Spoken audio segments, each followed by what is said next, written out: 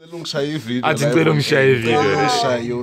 I request a request? All right. I'm well, man. I'm well. I'm happy to see you guys. Man. Yeah, I missed you guys last month. Yeah. As a project we're working on, I wasn't around, so I'm happy to be here today. Yeah, how you guys doing? Thank you so much for coming through. We're good. Thank you. Good. Thank what you. do you have for us today? Because I know whatever you have to say is going to be fire. You know, I think what I have to say today is something I experienced. You know, I'm an entrepreneur, and I'm also a speaker. But I got to a certain point in time where whenever I was booked to do talks, I stopped researching. Okay. And I was stepping on stages and I was killing it. And then I get bookings, I get paid. I get bookings, I get paid. But it got to a point where one client came to me and said, "Isn't that the same talk you did the last time?" And then I got to another client and the lady, the HR director said, "The challenge is that the reason why we're not booking you anymore, it seems like you keep saying the same thing and we feel like you are out of range, like your range is a little bit limited." Then I started to realize that I'd gotten to a very dangerous place, the place where all dreams go to die. I'd gotten A very comfortable place. I'd gotten into the I'd gotten into the comfort zone.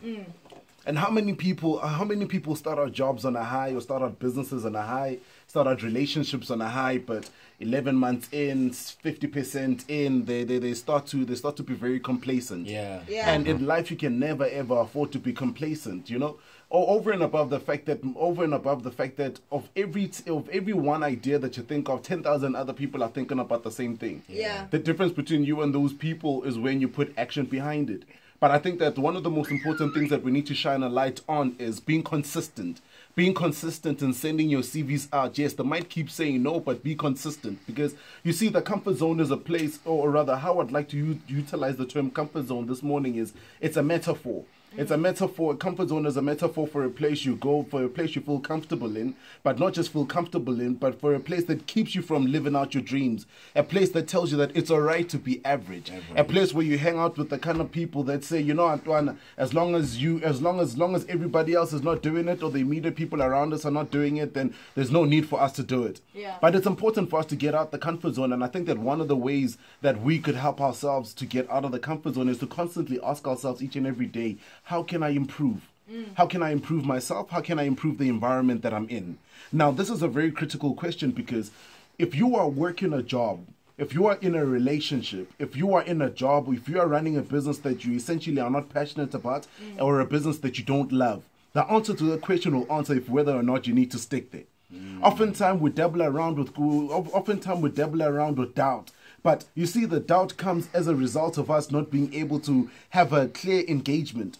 I was asking a couple of guys, I think it was 2 days ago, at a certain corporate I was speaking at, and they played this beautiful manifesto on the projector on the screen. It was beautiful, man. There was different people were speaking about the company.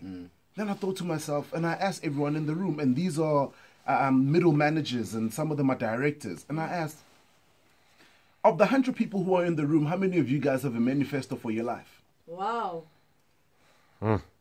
Yeah. Cheers, Bulelani. And then I paused it. And then I said, okay, maybe let's not speak about that, because, I mean, I don't want to lose my tender because you guys booked me, so let me not poke too hard. Then I then said, how many of you guys have got values? And almost everyone in the room has got values, but ain't it funny how everyone has got values, but no one can clearly define what those values are, and if those values clearly linked with that individual and their attributes, and how you measure those values for you to be able to get to where you need to go.